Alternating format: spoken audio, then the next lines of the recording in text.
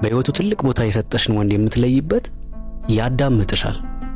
ማዳመጥ ብቻ ሳይሆን ደግሞ የምትናገሩንና የምታወሪያቸውን ቃላቶች ያስታውሳል። በህይወቱ ትልቅ ስፍራ የሚሰጥሽ አንድ ወንድ አንቺ የምትናገሪያቸውን ነገሮች ጠንቅቆ ያውቃል፣ ያዳምጥሻል በስርዓት ቁጭ ብሎ። ማዳመጥ ብቻ ሳይሆን ደግሞ የምትናገሪያቸውን እና የተናገርሻቸውን ንግግሮች ደግሞ ያስታውሳል። ምንም ነገር አያመልጠውም። ስለዚህ የመጀመሪያ በህይወቱ ትልቅ ቦታ የሰጠሽን ወንድ የምትለይበት የመጀመሪያው ይሄ ነው። ያዳምጥሻል፣ ደግሞም የምትናገሪያቸውን ቃላቶች ያስታውሳል ማለት ነው። ሁለተኛው ደግሞ አብሮሽ ጊዜ ያሳልፋል፣ እንዲሁም ደግሞ ጊዜ ይሰጥሻል። በነገራችን ላይ በዚህ አጋጣሚ አንድ ነገር ልበላችሁ። አንዳንድ ሴቶች በውስጥ ይደውሉልኝና ካወራን ቆይተናል፣ የሆነ ነገሮችን የተወሰነች ጊዜ ብቻ ነው አውርተን የምናቆመው ብለው ይሉኛል። በተለይ ደግሞ ከሀገር ውጭ ያላችሁ እህቶቼ፣ ወንድ ልጅ ቦታ ሲሰጥሽና ሲያፈቅርሽ ወይም ደግሞ በህይወቱ ትልቅ ቦታ ካለሽ ጊዜ ይሰጥሻል። ይሄን እንዳትረሽ። በምንም አይነት መንገድ ምንም አይነት ሁኔታ ውስጥ ቢሆን ለአንቺ ጊዜ ከመስጠት ወደ ኋላ አይልም። ስለዚህ ጊዜ ይሰጥሻል፣ አብሮሽ ጊዜ ያሳልፋል ማለት ነው። ሶስተኛ መከፈል ያለበትን ዋጋ ይከፍላል።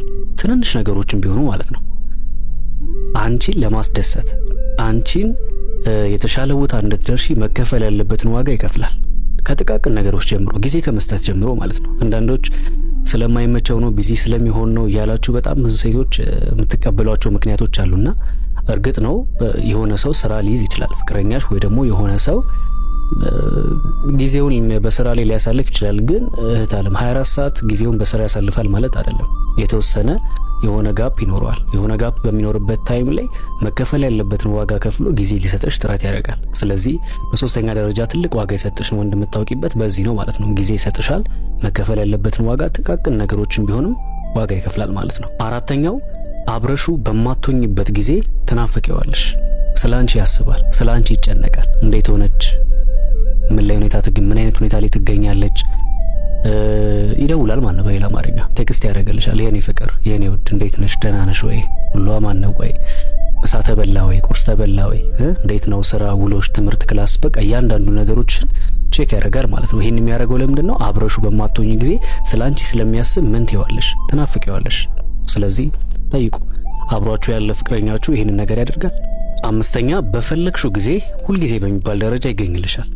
ሁልጊዜ በሚባል ደረጃ ይገኝልሻል ማለት ቢዚ ሆኖ ወይ ስራ ላይ ሆኖ ምናምን ይመጣል ማለት ያልኩሽ አይደለም። ግን በቃ ላይ ይጨነቃል። የኔ ፍቅር ስራ ላይ ሆኜ ነው ወይ ደግሞ ነገር እያከናወንኩኝ ነው፣ ምን ፈለግሽ፣ ምን ላግዝሽ፣ ምን ልርዳሽ እያለ ያለው ነገር ያሳውቅሻል። ስለዚህ በቻለው አቅም አንቺ በምትፈልጊው ታይሞች ላይ ሊገኝልሽ ጥረት ያደርጋል።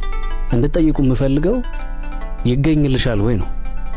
አንቺ በምትፈልጊው ሰዓት አብሮሽ ይኖራል ወይ፣ አብሮሽ ይሆናል ወይ ነው ጥያቄው። ስለዚህ በህይወቱ ላይ ትልቅ ቦታ የሰጠሽና ዋጋ ያለው ወንድ እንደዚህ አይነት ነገር ያደርጋል ማለት ነው። ምን ቦታ ይሰጥሻል፣ ጊዜ ይሰጥሻል። ስድስተኛ